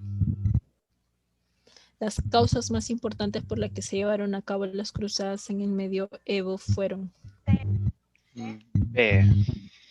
C. En Profe, grandes. pero ¿por qué ciudades si las ciudades no habían en la Edad Media? Cuando se refiere a rey, bueno, van a ser los inicios de las ciudades, ¿ya? Porque esa es en la etapa del medioevo, engrandecer reinos y ciudades a través del comercio. Buscaban fomentar el comercio. Recordemos que ya he mencionado que uno de los trasfondos o causas principales del inicio de las cruzadas es buscar nuevos territorios para fomentar las actividades comerciales, ¿ya? 24. Hecho histórico que marcó el inicio de la Edad Moderna. La Revolución Francesa, la toma de Constantinopla por los turcos, la caída del Imperio Romano de Occidente, el desarrollo del feudalismo y las cruzadas, el gran poder de la Iglesia cristiana en Europa. Hecho histórico que marcó el inicio de la Edad Moderna. A ver.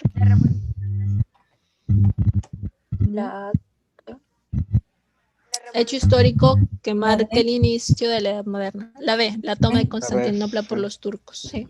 La A era para, ¿cómo se llama? Contemporánea. Sí. Sí, finalizar la edad moderna, inicio de la edad contemporánea. En el sistema feudal, los siervos de la gleba pagaban la renta del suelo con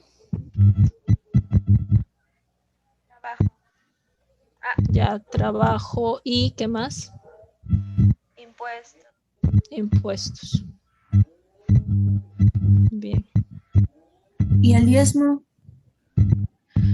Para Forma iglesia, parte ¿no? de los impuestos. El diezmo va directamente a la iglesia, pero forma parte de un impuesto. ¿Ya? Son considerados aportes árabes. Exacto, en más general. Son considerados aportes árabes a la medicina contemporánea.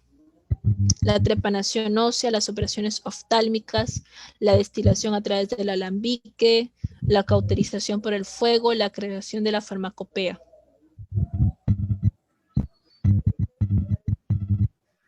¿Lado? 2, 4 y 5. Las operaciones oftálmicas, ya. La cauterización por el fuego, ya. D.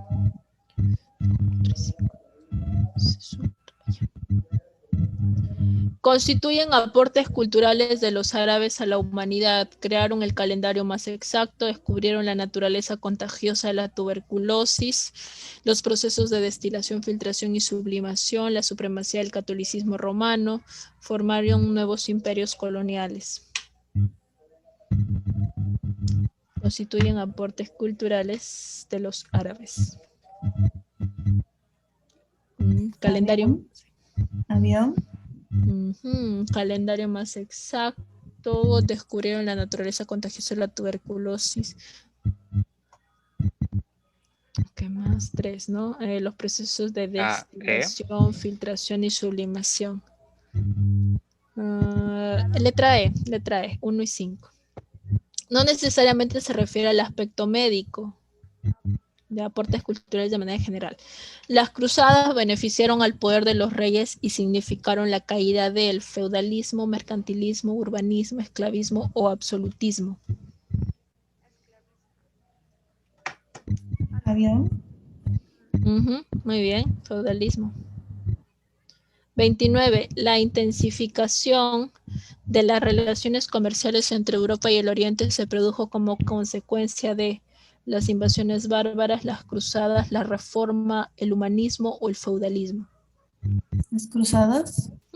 Las cruzadas. Correcto, las cruzadas. 30. Derecho al señor feudal que afectaba la intimidad de los siervos recién casados, corvea, feudo, pernada, banalidades o talla. Casa. No sé, casa. Muy bien, chicos. ¿A alguien que le falte alguna clave? A ver.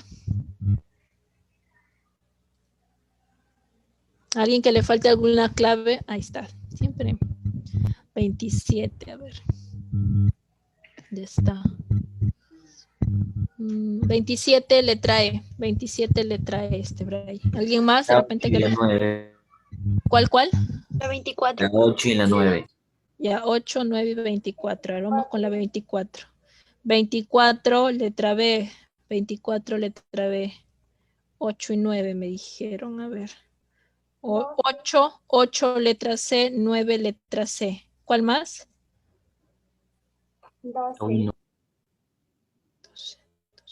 12. 12, letra D. 12, letra D. La 1. 12, ya, la 1. 1, letra D. Allá 14 y 30, ok. Ya está la 14. Ya, 14, letra E. 14, letra E, Mar Anthony. La 23, Brian, a ver. 23, letra C. Y la 30. Ya, 30, letra C. 30, letra C. 10. 10, letra E. 10, letra E, chicos. 10, letra E. 10, letra. ¿Alguien más? Antes de irnos. La otra semana vamos a estar tocando pues, el tema de virreinato. Creo que nos corresponde ese tema ya.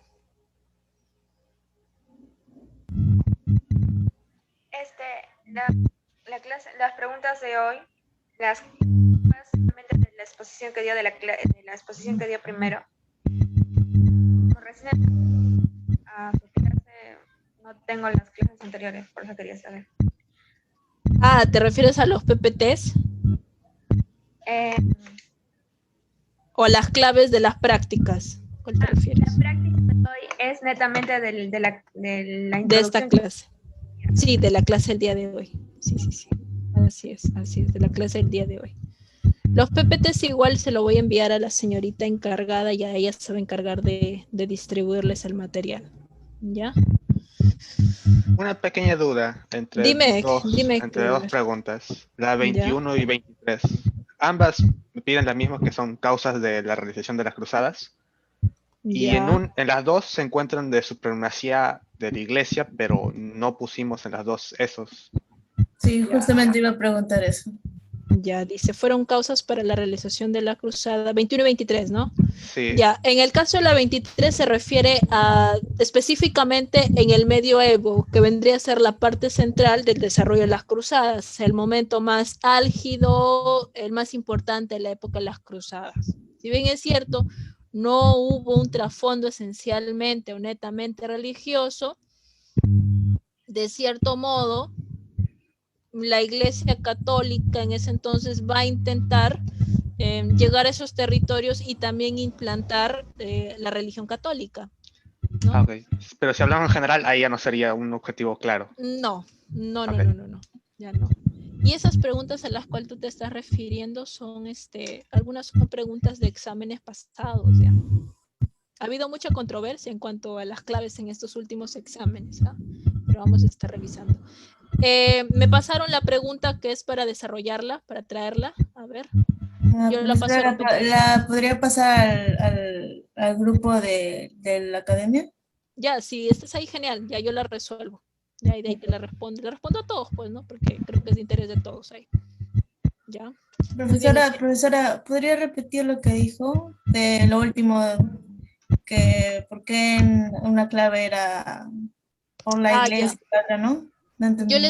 Al momento de iniciar la Edad Media, yo les expliqué que algunos historiadores se refieren a que la Edad Media está dividida en 3 periodos: Alta Edad Media, Medioevo y Baja Edad Media. En el caso de la pregunta 23 se refiere específicamente a un periodo de la Edad Media, que es el Medioevo.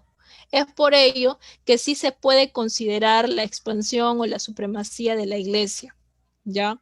Pero si es un poquito más general la pregunta, como así en el caso de la 21, no, porque dentro de lo que fueron las cruzadas hubo fines económicos, netamente fue económico.